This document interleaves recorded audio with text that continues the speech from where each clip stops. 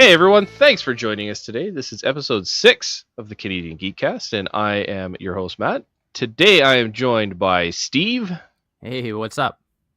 And we've got Josh. What's shaking? And pulling up the rear, we've got Dennis. One more week. One more week. One more week. And then what happens? Stoked. And then I'm free. Oh, He from becomes school. a man. Oh, that's right. I'm 25. Nice. As you notice, we are missing our 5th member, Steph. I'm not sure where she is today. She's disappeared on us. I saw that she was karaokeing last night, so I'm fairly certain she's nursing a fairly healthy hangover today. Oh, yes.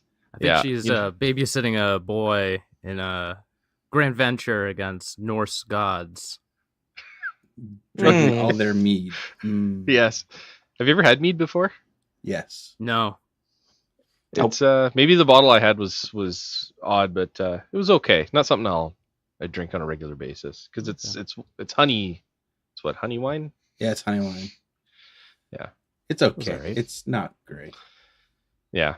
Okay, then maybe it wasn't. Maybe it's not just me. No, it's not just. Okay. Well, each week we like to get together, discuss everything from the latest video game news to film and TV.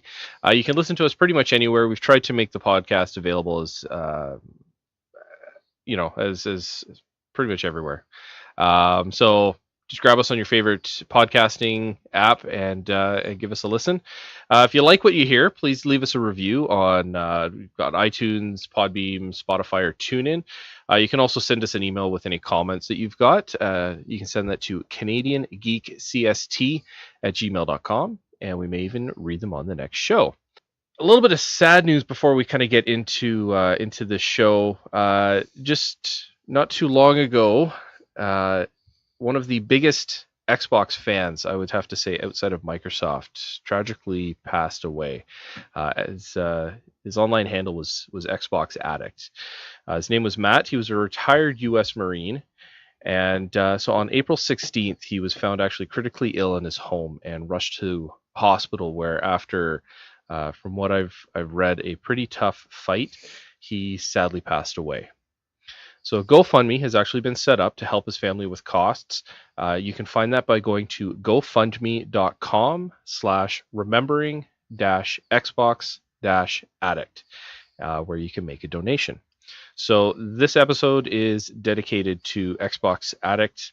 Rest in peace. Yeah, I didn't really know him too well. We had a couple interactions online, but even though he was an Xbox fan, as you can tell by his handle, he was a super positive community member and just gaming in general.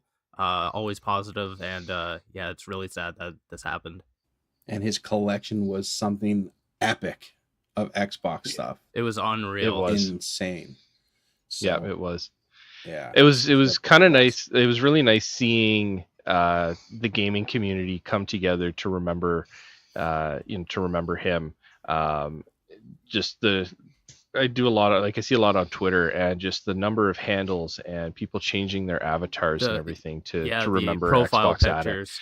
Yeah, it was really touching. He even had a lot of big names that were kind of expressing their condolences to his passing and everything. So it's for as huge as the video game community is, the fact that they all came together for something. I don't want to say small, but just the fact that everybody came together for this was really touching to see. Yeah, it was indeed. On a more lighter note, we're going to start off our show with a question of the week, which actually comes from our very own Dennis. Yeah. I was just trying to frame it in a way that it would just be easy to answer. So my question of the week is, what is your favorite game of this generation so far?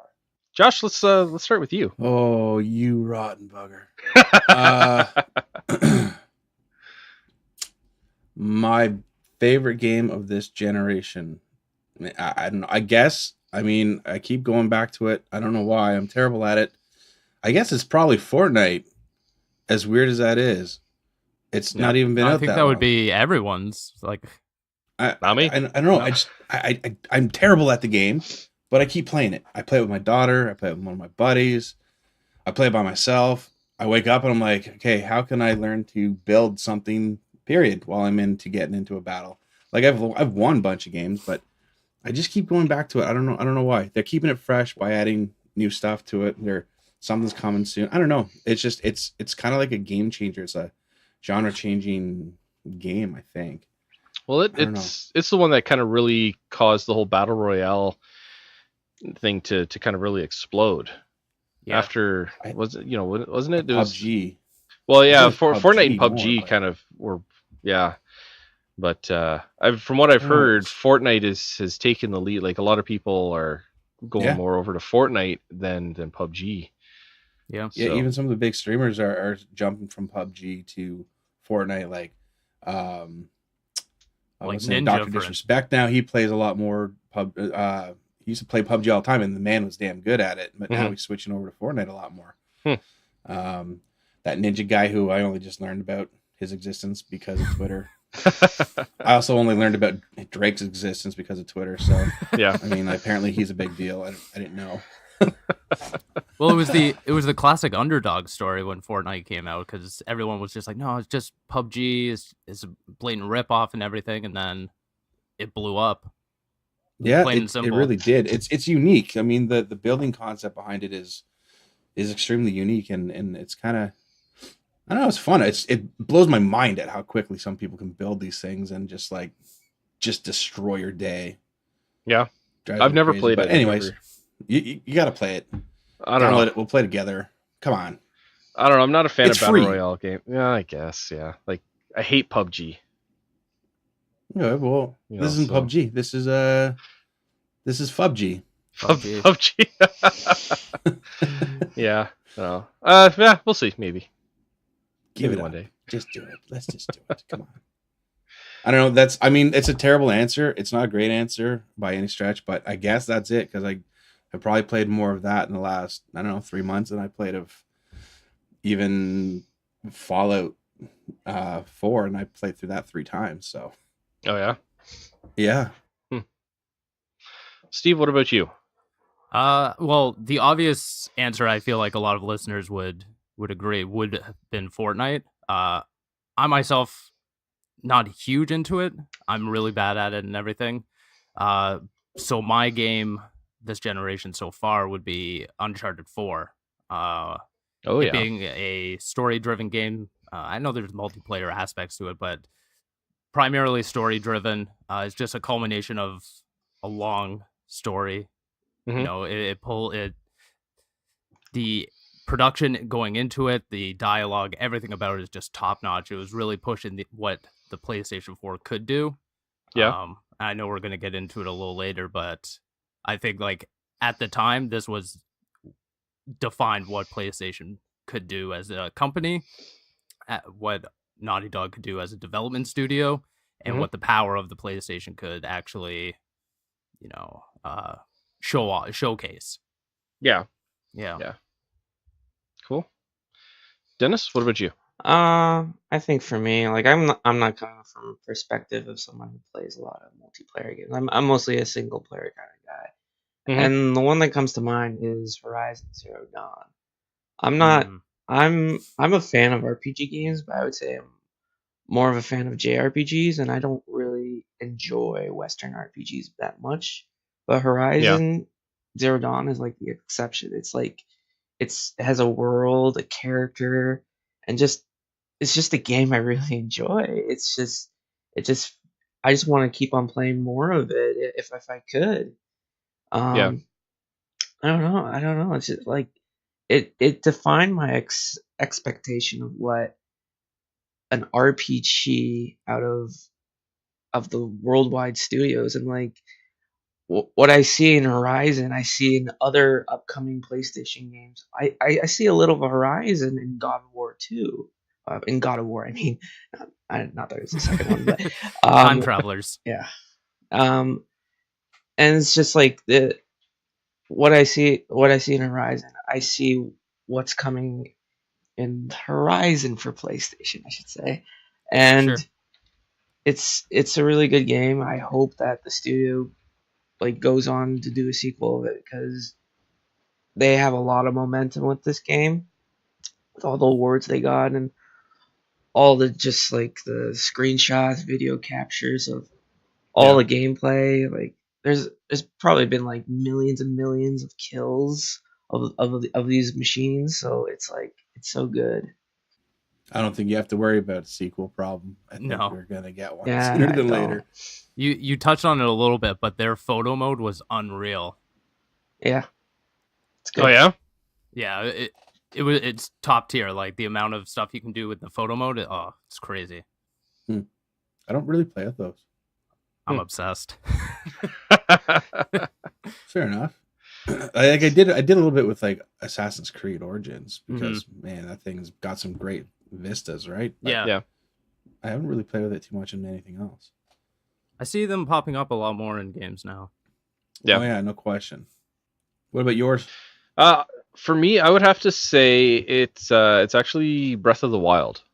Legend of Zelda Breath of the Wild would be my favorite game of this generation. It's one that, even though the game's been out for a year now, and I've been playing it since launch, like literally as soon as I got home and had my Switch updated, I started playing it.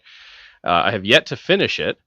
I only just completed the fourth Guardian Okay. or champion, I should say. Just completed the fourth champion, so I'm kind of all set there. That ringtone always reminds me of Animal Crossing. Sorry, my bad. That's fine then.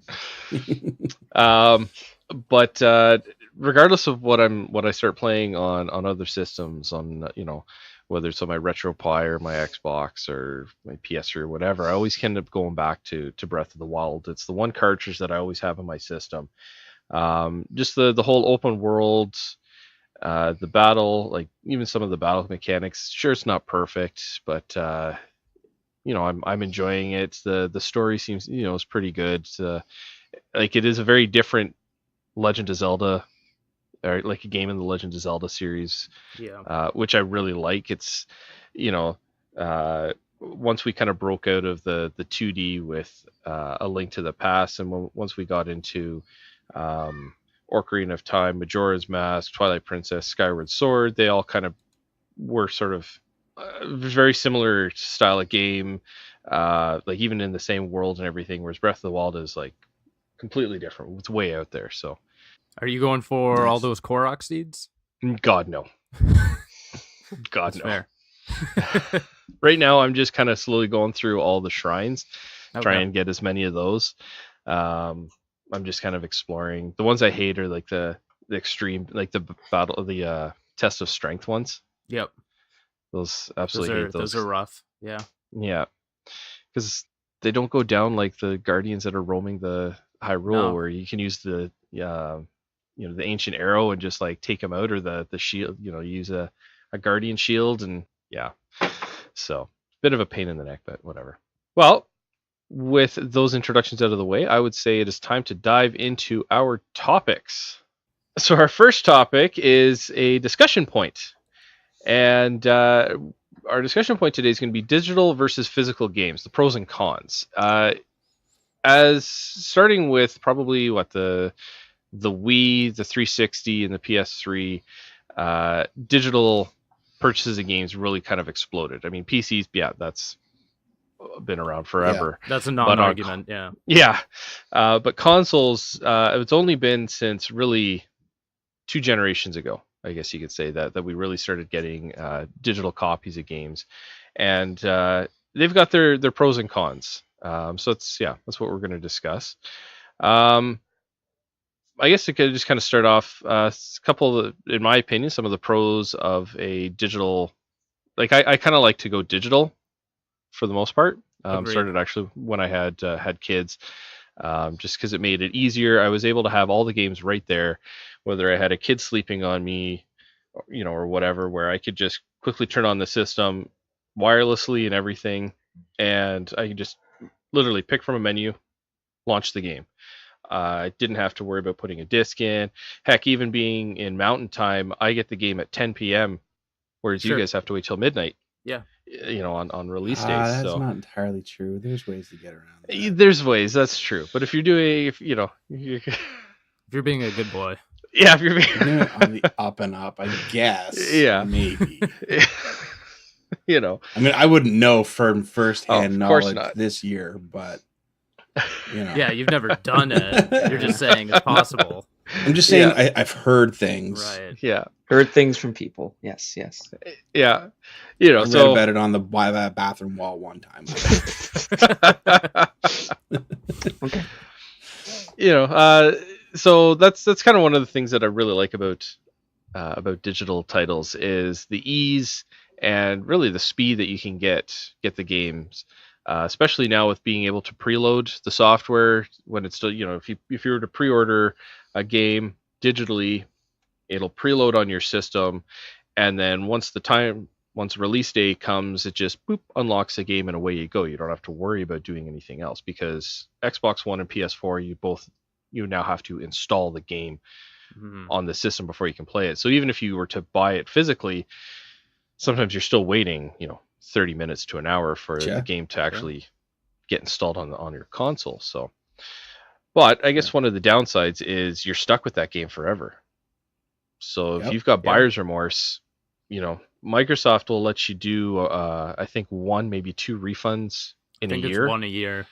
Yeah. And then after that, you're kind of SOL for the rest of the year. So you got to be very careful. Whereas if you've got a physical game, like let's say I bought Far Cry 5 and I absolutely hated it, sure, I'd lose out on a bit of money, but I could then just go take it back to GameStop, trade it in, and get something else. So, that's one way to do it. Yeah. What do you guys think about the whole digital versus physical, and even actually the rumors that seem to float around every year at E3 that company X is going to be releasing a digital only console, and kind of how could that, like, how do you think that would really kind of change how we do gaming? Dennis, let's start with you on this one. I'm pretty neutral on this topic because I go for both. Sometimes I go for physical because, like, I'm gonna be honest, my internet's not great, so it takes forever to download a game. So I just like the ease of just having putting it in the game and just downloading the patch, and that's it. While digital is very convenient, say I don't want to wait for the game to come to my door, so. But I pretty much come down to it when it's priced sometimes. Like I will get a game physically, even though the ease of digital is there. But whatever is cheapest, I'll go for. I don't really sway for either side. There's pros and cons to each side, but I'll take either or of that side and go for it. Because sometimes during E3 there's this huge pre-order sale and I go for it. I mean, I got God of War for $49.99 plus tax. Oh wow! Yeah. Nice. So there's also summer sales too. Yeah, and there's a lot of sales that go on during the year as well. So yeah. So for you, it's pretty much whatever fits you best at the time. Yeah, whatever fits my wallet, to be honest. Yes, because games are ridiculous. Games are still pretty expensive. Yeah, especially with that $20 raise the last couple of years. So it doesn't make it even better. Yeah. Steve, this as a journalist as well, what are your opinions, even professionally and personally, on this one? Professionally, you brought up a good point of is the next Xbox, is the next PlayStation going to go completely digital? I don't think we're there just yet. I think in terms of consumers, we have to all have the bandwidth to be able to download patches, download games, have it readily available. I mean, first comes to mind is you, Josh. You live in like a rural area of Canada. You don't have like gigabit speeds like people in Toronto have access to. Until that happens, there's no way in hell otherwise you're going to alienate a portion of your consumer base. I think we're slowly getting there. Services like Xbox Game Pass, PlayStation Now on a lesser extent, all these services are slowly adapting us to think well, games are digital. People always say, "Oh, Steam's light years ahead of us." Why is it? Because they have everything in a platform similar to Netflix, right? That's what we do with Netflix. We just go, okay, Yep. I want to watch this. We don't even have to download it. It just streams. But and personally, I think the same thing. I think there are many pros. The convenience factor, like you guys have already brought up, just sitting down. I have my wireless controller. I don't even have to go anywhere near my console anymore. Turn it on, pick the game, go. Just being able to have it preloaded for a midnight launch, like God of War, for instance. If I went out to an EB Games or a GameStop, bought the game, waited in line, got all the way home, I'm probably not playing until 2 a.m., 3 maybe. Yeah. You know, that kind of stinks. But playing devil's advocate, there are major points. Like people were saying, licenses can get revoked at any time. So if you have a game that's digital, you know, it could just be gone one day. You don't actually own that game. You're essentially leasing it. That's that's true. That's very true. Yeah. But you know, anything's possible. Once we get to a place where it's 90% digital, and maybe there's going to be some barriers to companies being like, no, we're going to revoke this game, because otherwise people aren't really going to take to that, right? Yeah, that's a good point. Yeah. Josh, what about you? So I'm a little bit like Dennis on this front, where I'm kind of neutral, but I do fully appreciate both spectrums of it. As Steve mentioned, I do live in rural Canada, and my internet is a blazing fast 10 megabits. And that's 10 down, 5 up. And I have a limited data cap of 600 gig a month. So my games, I'm very choosy about which games I decide to buy and download, because, you know, when they're like 50, 60 gig, well, that's a big percentage of my monthly cap. Yeah. So that kind of sucks. But most developers, when they send me stuff for review purposes, I get digital copies. So I'm kind of hamstrung. So sometimes I'll just shoot out to my parents' house for the day and really just, you know, screw with their internet for a couple of hours and just juice it and then come home. Yeah. I like that term. But I do love the idea, because like you said, going to the store at midnight does kind of suck, because you got to come home now, you got to install it. To be honest, I'm not bullish on the idea of an all digital console. Not yet, because of all the reasons, like the throughput, data caps, your speeds, like your inability to get the proper speeds at some areas of Canada because it's cost prohibitive. Like my internet's $150 a month. Ooh. Yeah, it's awesome. It's really awesome. And this is the good internet, by the way. So and I could go higher for another $100. So is it Wi-Fi? Like, is it the? Yeah, it's fixed wireless. That's okay. Yeah, that explains the cost and the caps and everything. Yeah, it's ridiculous. I don't know. I hope that somebody. I to be honest with you guys, I'm bloody sick and tired of installing games to the hard drive. I hate it already. I'm done with it. Let's just go back to cartridges. I think Nintendo did the smart thing. I'm not even joking. Like, I deadly serious think that we should go back to cartridges. Well, see, a cartridge kind of makes sense now. Flash storage has become faster, and the capacity is cheaper too, big time.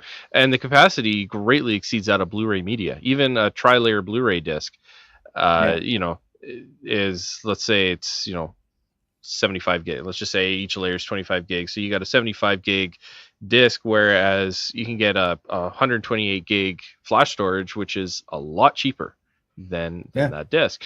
It takes up a lot less space. Like if you've seen the Switch cartridge, like the Switch packaging, even those are a little big. I've heard comments about how there's a ton of wasted space in those cases for how small a Switch cartridge is. Yeah. But yeah, you know, I agree. I think a flash storage, like a cartridge, would be almost the way to go. Manufacturers would even get benefits, because The consoles will be smaller. They will use a bit less power because now you don't have to power an optical drive. Mhm. The downside I could see that people will complain about is, well, they lose their Blu-ray player. Mm. You know, Fair like enough. Yeah. my Xbox One is my 4K Blu-ray player. Like I have an actual Blu-ray player up in my bedroom, and it doesn't really get that much use. But if say the next Xbox goes to cartridge, then now I've got to go out and buy a 4K Blu-ray player, or I've just got to keep my Xbox One hooked up, because chances are it's not going to be may not be backwards compatible. But no, I actually agree that cartridges might be the way to go for the next round. I think it would be great to go that way. I don't think it's going to happen. Mm. I'd be surprised if it does. I think we got one more generation of traditional consoles, and then we're going to be going to the thin client type machines going forward. Yeah, I could see that. Or is And everything's going to be digital, or it's going to be some sort of like on-demand system like Netflix or like Game Pass. You know what I mean? Like I think that's coming sooner than later. I'm not sure how I feel about it, to be honest. I do like looking at my library of discs. I think it looks awesome, but at the same time, they take up so much space. That's a huge point for me. I mean, I live downtown Toronto in a condo, and there's just too much space, or not enough space. Sorry, too much clutter. I used to love looking at my like physical collections and everything, and at a certain point, I was like, I can't do it anymore. Like, there's just too. You were saying the amount of wasted space in a Switch cartridge box. It would be awesome if they went back to something similar to the Game Boy, like those small little square ones. Yeah. Just like even NES cartridges and stuff, where it's just a like a little sleeve. Like even the Super NES ones. Yeah. You know, there wasn't a whole lot to those. You just pretty much had a dust cap over top of it. DS games, I think, are actually pretty decent for terms of the size of the cartridge to how big the container is. Those are. That would be a good size. Yeah, for sure. I don't know. We'll see how it goes. I like both. I guess is at the end of the day, I respect both. I say. just like the convenience of digital. That's my personal opinion. For sure. Yeah. It allows you to be like on top of your sloth game when you want to play multiple games in one day, and you don't have to get off your ass to change the disc. Exactly. Right? Yeah, it's clutch. Yeah. Now the one thing that the kind of one of the cons of a digital game, at least up until just recently, is if you were to purchase a digital game, let's just say God of War, okay, because that's one of our discussion points. It just dropped. So you buy a digital copy of God of War versus a physical copy. The physical copy, say you get the pre-order bonus, has let's just say it's got a figurine or something special, like a physical item. You get the digital copy, and your physical copy are the exact same price, but you get extra stuff for pre-ordering the physical copy. So you kind of lose out on that getting digital. But I've seen a couple releases, what games they were escapes me, but you could actually buy just the pre-order bonuses. You could actually buy the collector's tin. You could buy all of that stuff separate from the game. So if you did want to go with the physical or a digital copy of the game, you're not missing out on all the perks and the collectibles that you get with the digital copy. I kind of hope that we start seeing that a little bit more, because I know for collectors like myself, it's kind of nice.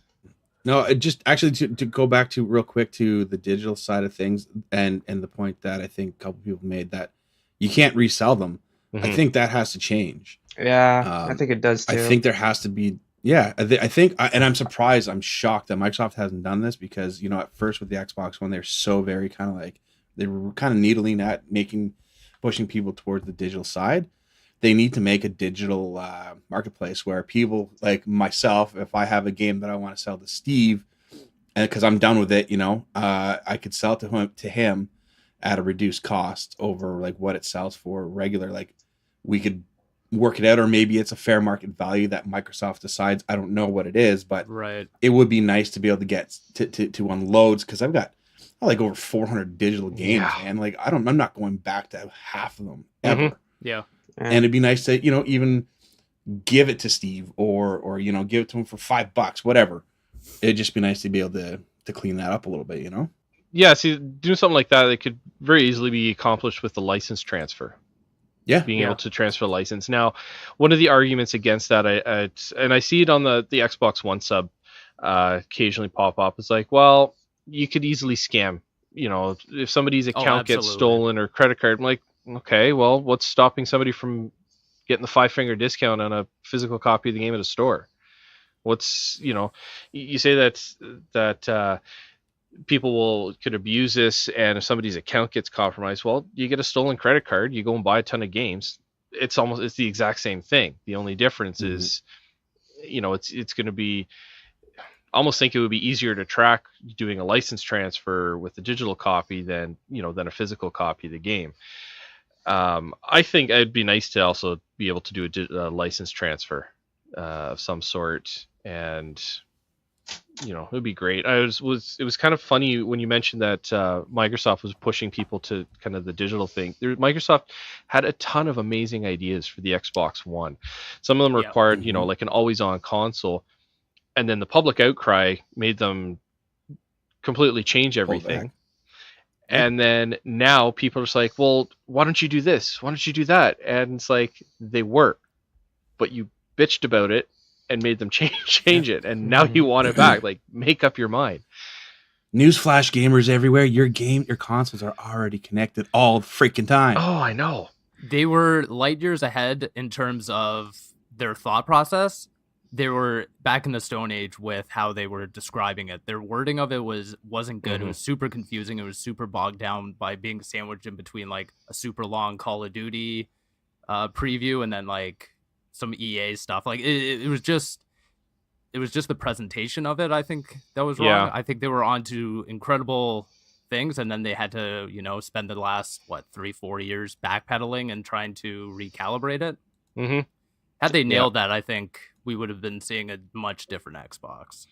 Yeah Like, one of the biggest things was, and kind of one of the benefits of digital is being able to share with friends or family. People already kind of do that with the game share, the unofficial, slightly gray area sharing of games. You set your Xbox, set your account on somebody else's console, and it has to do with, like Steve said, just which console is your home console, and then your library becomes available to somebody else, and they can play games at the same time as you. It even shares gold. It even shares all the perks, so EA Access and Game Pass as well. Microsoft had an even bigger thing where you can share with up to 5 people. And I don't know if there was something with physical copies as well, but there were some pretty awesome ideas that they could do with digital only.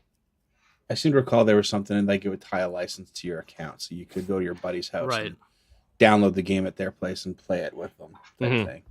Yeah. So. Yeah, that would have been awesome. I keep holding out hope that they're gonna relaunch that. Every E3 I've since they pulled back. I'm like, okay, this has got to be the year it's coming back, but it's not. It didn't come back yet. Yeah, and I'm sad.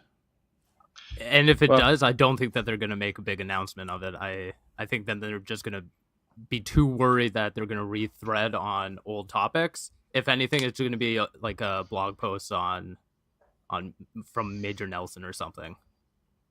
I could see that pop though. Yeah. Interesting times. Yeah. Yeah. Maybe not next generation, but maybe the generation after we'll finally start to see it. Yeah, it's not a question of if, it's a question of when. At this point, yeah, it's coming. It's just the internet. The internet that we have right now. If we can get it to a point where it's a lot faster in a lot of places, and not just Canada but all over the world. I don't know if we'll be seeing games bought in stores anymore, but it's funny thing. The rest of the world blows Canada and the US out of the water when it comes to availability and speed. So it's not the rest of the world. It's catching. It's us. Yeah. But you know what? Me. Yeah, exactly. But I think we will start seeing that when we see the first console to go as games as a service is when we're going to probably start seeing that. And yeah, I think Microsoft is going to be the one to start that. Games Pass is already kind of that spotlight is kind of already starting to go over to games as a service with the Game Pass. Sony's kind of doing a little bit with what is it, PS Now? Yeah, where you can stream the previous gen. I know it's not perfect. It's not terrible. It's terrible. Is it? Yeah. Because that was one of the things I was looking at for my eventual PS4. So don't. No. Okay. Stop what you're doing. All right. Okay. Well, with that, I think we should move on to our second topic. Speaking of PS4, is the God of War impressions. So the game just dropped on Friday, on the 20th. A couple of you guys have played it so far. Yeah. So why don't you give us your impressions of the game thus far? Yeah, so I've been putting, I don't know, 10 hours or so into it. I played a lot on Friday and I played a lot yesterday as well. And the vibe I'm getting from it, like I can see a lot of games in this iteration of God of War. It feels a lot more like the past God of War games. Oh, like they had a very serious story, but the gameplay didn't match up with it. It felt very arcadey. Arcadey, Yeah, and this one feels like the story matches up with the gameplay. And I can see a lot of games like this God of War is taken a lot from. I can see a bit of Last of Us, Horizon, a little Tomb Raider. They're Tomb Raider for sure. Yeah, and they're taking just a lot from those games and like making their own type of game, and like has a very RPG kind of feel. It's not as big as Horizon, but there is a lot of aspects of RPGs because like you have equipment that you equip to Kratos and his son, and that can be like armor for your chest, your waist, your wrists, and you can also increase like you can also like craft for one of the shopkeepers like in the game like you're going through the game and like he's like you see the shopkeeper like what are you doing here? I'm here.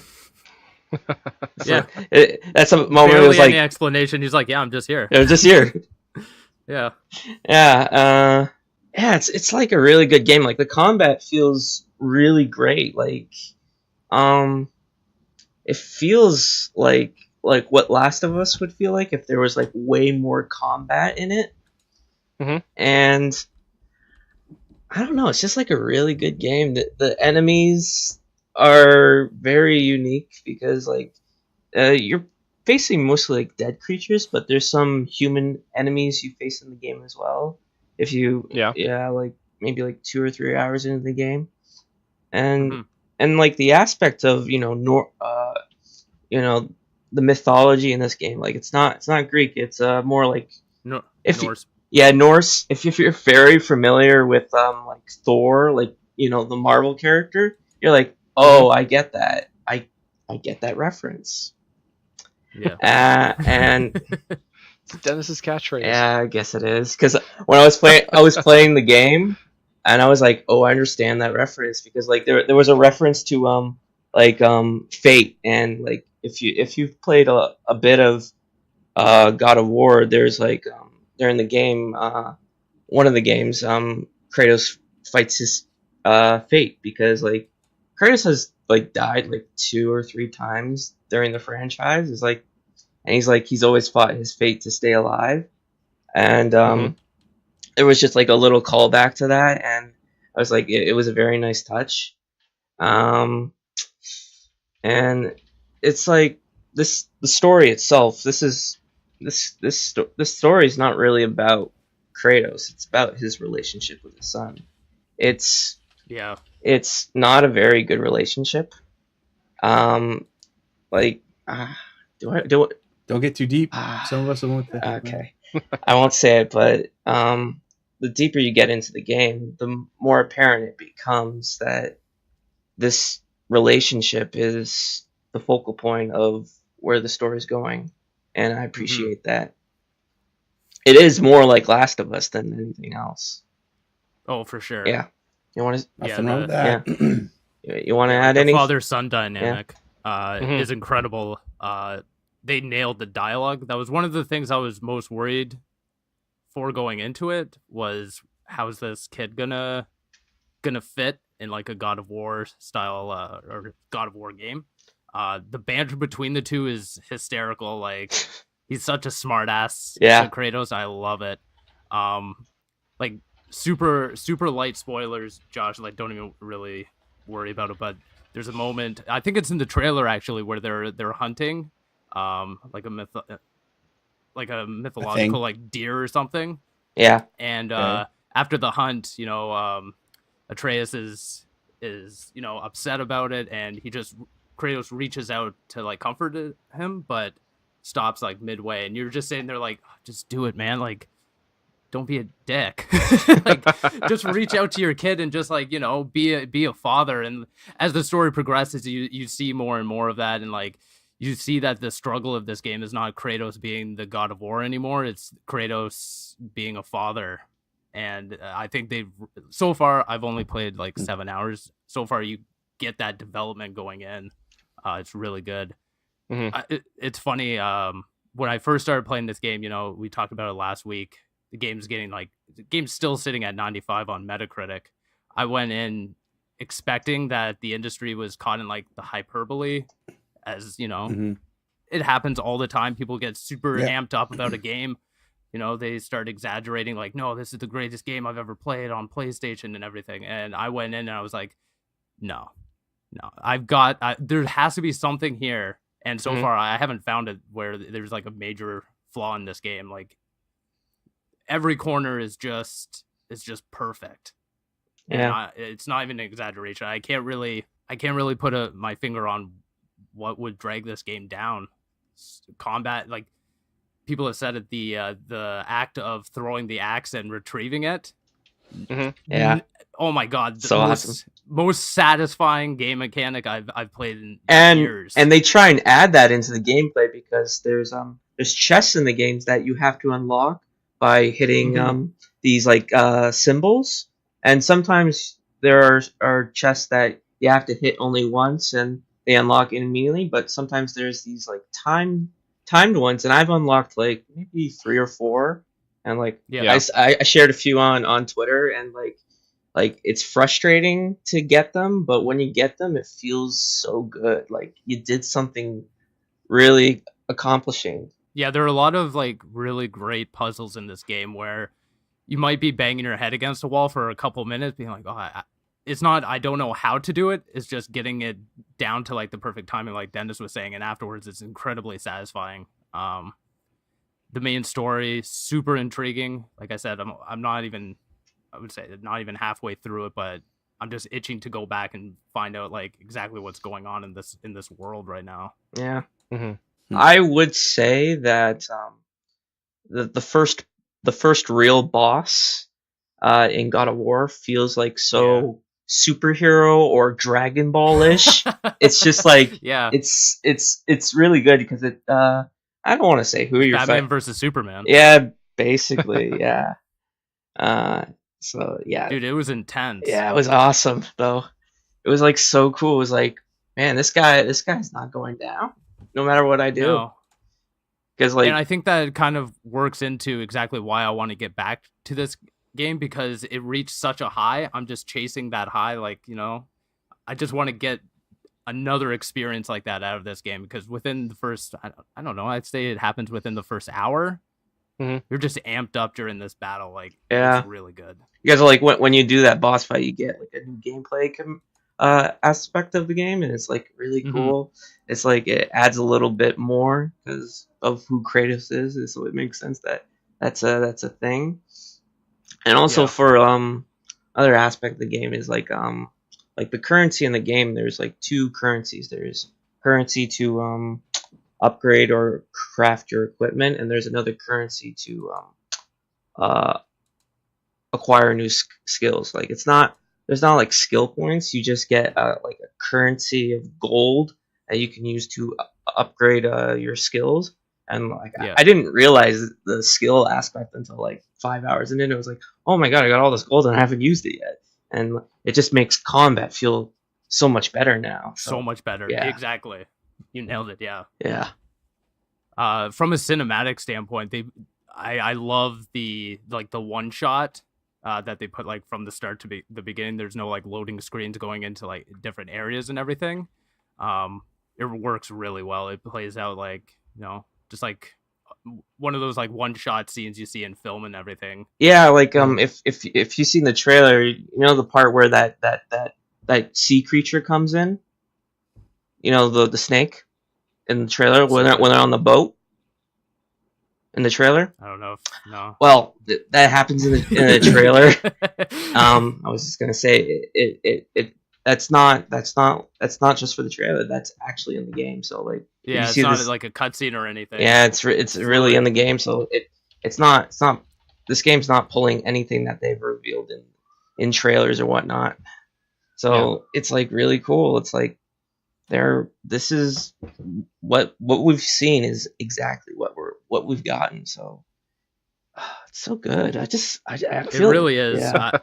I keep going back and trying to think of something that I could say is like at the detriment of the game, but so far in the 7 hours I put in, it really hasn't been anything. Yeah. I mean the controls are a little counterintuitive, like when you first get into it, like throwing the axe, retrieving it and everything, but within like, I don't know, an hour in, 2 hours in, it's pretty fluid. You get a grasp of it.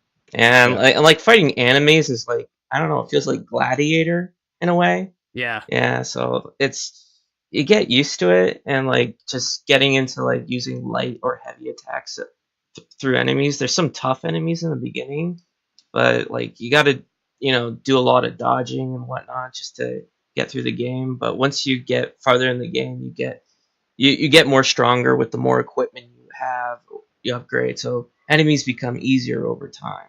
Would you say that you need to make sure you always use the 5 Ds of dodging?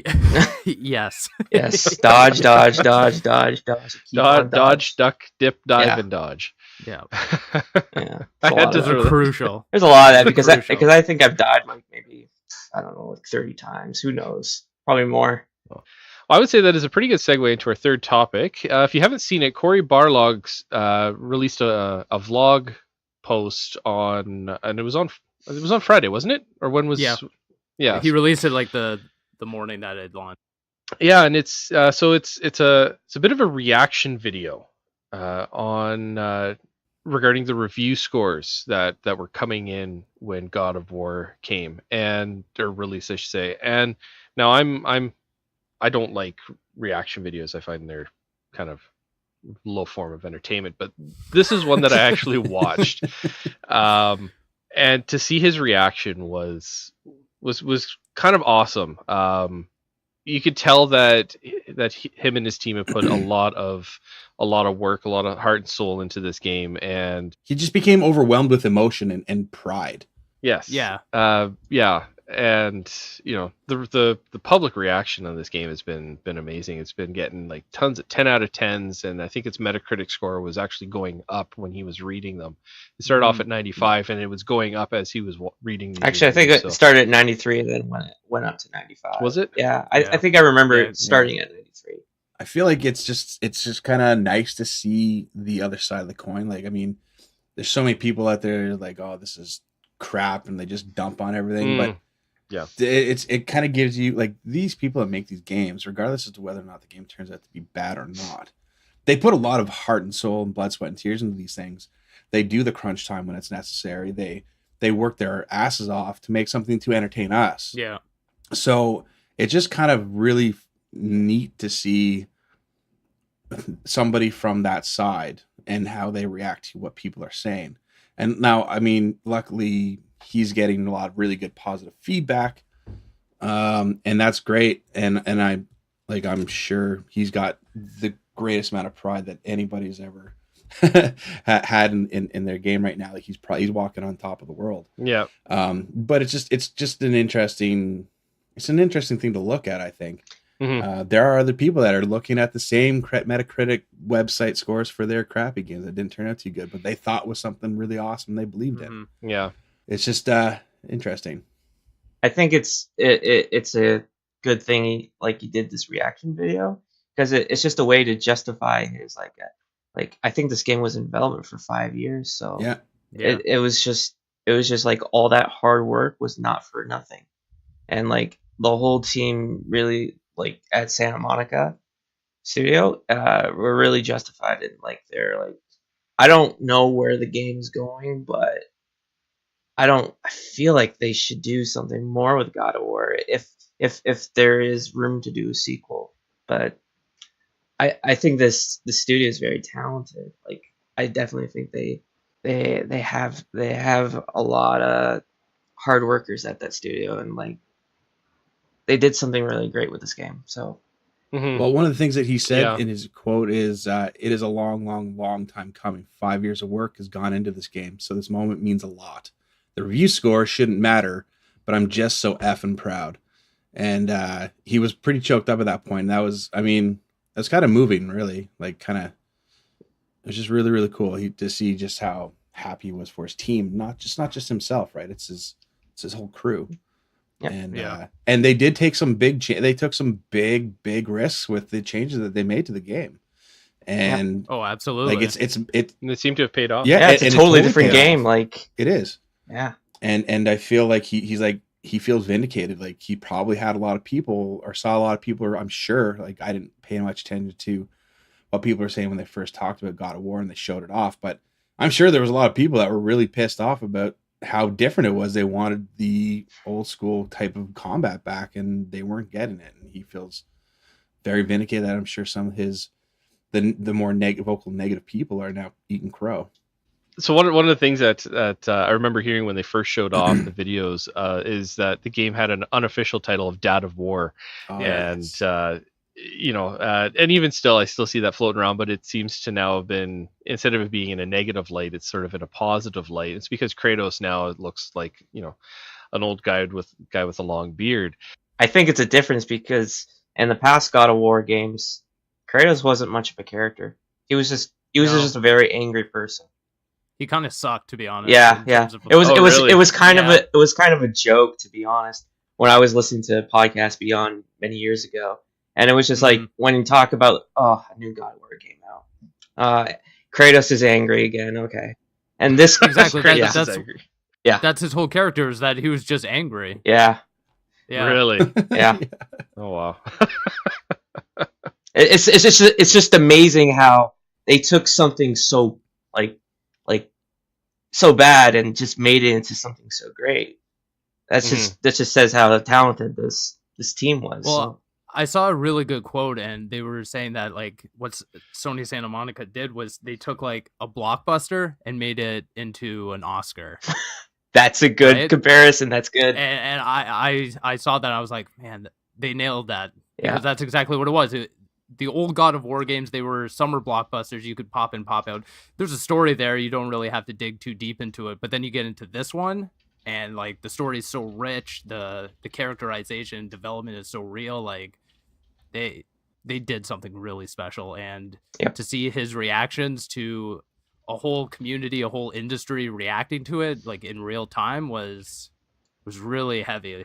I'm super happy for the studio, and I mean, it goes without saying that Sony is going to be backing these guys up with whatever they want to do next, whether it's God of War or what Corey wants to do after this. I mean, they're just going to be throwing money at this studio at this point.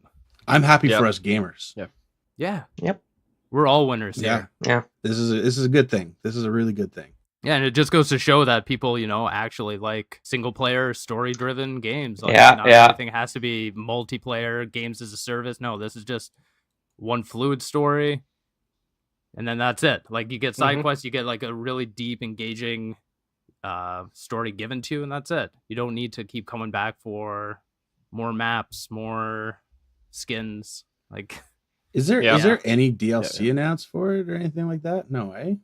No, there's only like pre-order bonuses. Like I got like a shield pre-order bonus, and that's it. I don't Did you know if guys there's go gonna back had to be. like it? a couple. Would you guys want to see DLC for it? Like story DLC, obviously not multiplayer, because I know how do you do that? Gotta finish the game first because Yeah, I don't really know where it ends Yeah, off, okay. right?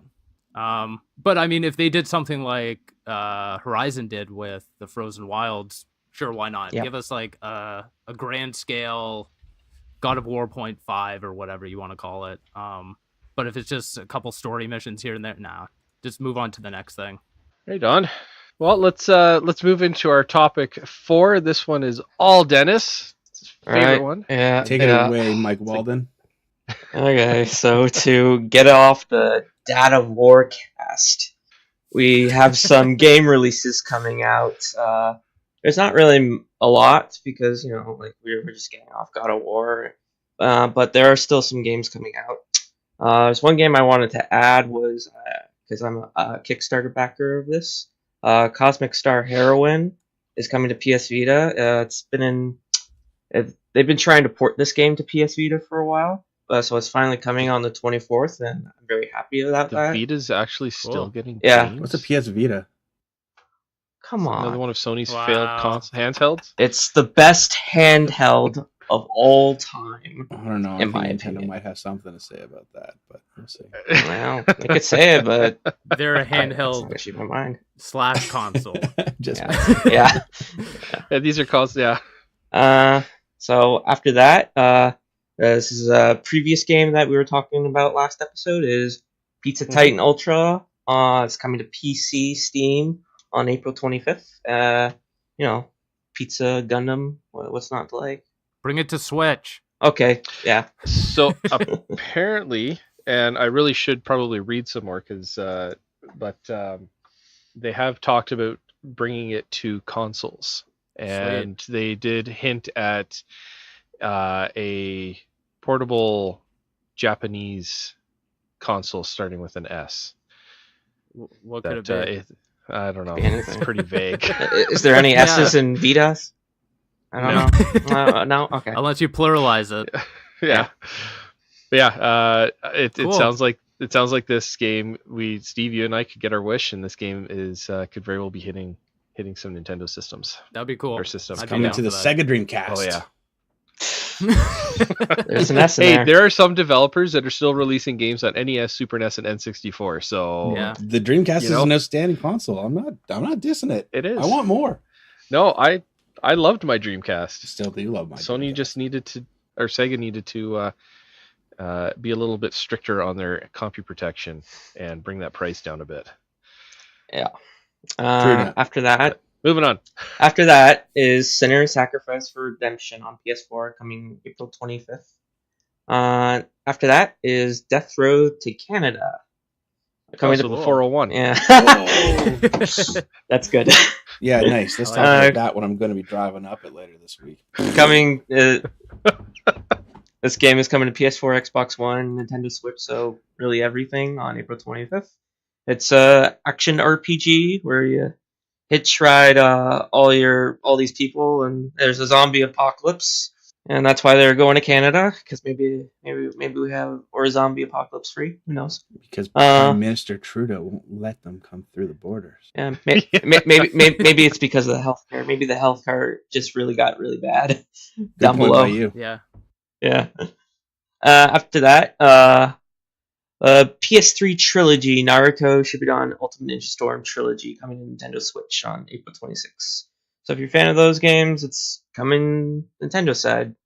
And after that is Dragodino coming to Nintendo Switch on April 27th. And after that is Deep Ones coming to Nintendo Switch as well on April 29th. And that's about it. That's just fast way. It's a light week. Yeah, it's a light week. Very light. Wait till next week. There's something coming. What's Cool. next week? Yeah. One more that you forgot on there. Uh-oh. What? Is Tennis. What? There's so many games that coming out that I gotta limit know. myself. Okay, I know. What did I Skyrogue miss? Skyrogue is coming to the Switch on the Hmm. 26th of April. Okay. So you can actually preload that now if you've got a Switch and you're interested in it. It looks like it's a cell shaded. It's kind of cell shaded, early 3D style graphics. It's a combat. It looks like it's a combat flight sim, but it's kind of arcadey. So I was watching some videos of it. It actually looks kind of fun. So I got that preloaded on my system. Looking forward to that. I'll be playing that for sure on come Thursday. Sweet. In between Hellblade. I'm almost done that game. You still getting through that? What are your thoughts on Hellblade? I've only been able to play. I only played Hellblade for maybe about an hour and a half. And dear God, that game is amazing. Yeah. Just the sound alone, the audio on it is unreal. I was really putting because I've got the Turtle Beach Stealth 700s. Yep. Mhm. I was really putting those to good use. Like I was all prepped and everything. I had all the lights off in the house. I had the headphones on. I had the volume turned up, and just it's the sound alone is so weird and so engaging. Like that opening cinematic when you've got the voice talking to you, and it literally feels like the person is just behind your left shoulder. Right. And just talking, and then as they move around, and just the sound and everything, it actually felt like the person was actually moving, Walking around and you. yeah, it's a very surreal experience. And then just going through and hearing the voices, and some of them are second guessing you, some of them are insulting you, and some of them are trying to help you and everything. And it was the combat. I found out I'm absolutely horrible at the combat so far. What is it? The rot has already hit my elbow, so I've died a bunch of times. I could see myself having to restart the game at one point. I don't think I'm going to be able to finish it without completely dying, but I'm loving it. And visually, so I'm playing it in X enhanced mode, so it's got the best visuals, as opposed to the frame rate or anything. Yeah. So far, I haven't really noticed a dip in frame rate or anything, but the game looks amazing. It's an absolutely gorgeous game. So I agree. You're welcome. Yeah. It's great. Yes. Yeah. No, and I was mentioning this in one of our group chats, but I was saying like a little further in, you're gonna start getting better at the combat. There's something that happens, and it's true. It helps you a lot. Yeah. Okay. Yeah. If I can make it through this. Yeah, don't worry about having to restart. I mean, it's not a long game, so even if you do die a few more times, I'm sure you'll be able to get to the end. Well, yeah, and because I'm kind of going slow because I'm exploring as well, and I want to try. And I've noticed there's like the little spires that you can unlock Norse mythology, and a buddy of mine he's one of the hosts on the Xbox One party chat, and he's Finnish, and he was talking about this as well, and how accurate and true in that it's real stories.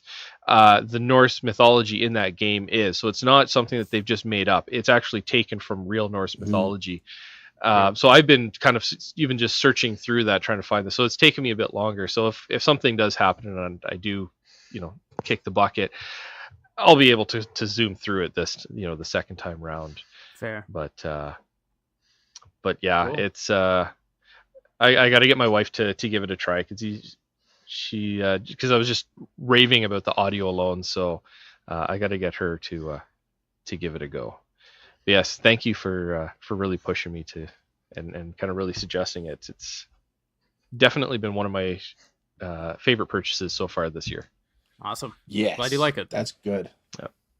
Well, I would say that about wraps it up for this episode of Canadian Geekcast. Guys, if people wanted to connect with you online, where could they do so? Josh, let's start with you. You can find me at pixelserial.com, which has been pretty neglected for a while now. I'll get back to that. Or on Twitter at Xbox Canada. And go Boston. I hope the Leafs lose tomorrow. Boo! Steve, what about you? You can just find me on Twitter at svigvari. It's where I hang out most of the days. Yeah. And Dennis? You can find me on Twitter at hunter/13. Trying to get through the rest of the week. So trying to do that. Maybe I'll throw some references out there so you can understand that one. Yeah. I think that's my catchphrase now, I guess. I would say so, yeah. That's a reference. That's a reference. Catchphrase. I feel like Captain America and Avengers right now. Matt, what about you? Where can people find you? You can grab me on Twitter at Reggie Fees a Meme. That's It's my Twitter handle. I'm usually on there. You can also grab me on Reddit as well under the username of Trainass. So you can hit me up there. And you can also visit our website, canadiangeekcst.wixsite.com/home, where we've got links to each of our profiles, our Twitter handles, as well as all of our show links to all of our shows, or the podcasts. So be sure to tune in next week, where we're going to discuss even more things geeky and why pineapple is the worst pizza topping in the history of pizza. You know you're wrong. You're just wrong. Just stop. And that'll be on the Canadian Geekcast. Taking the love of the pineapple.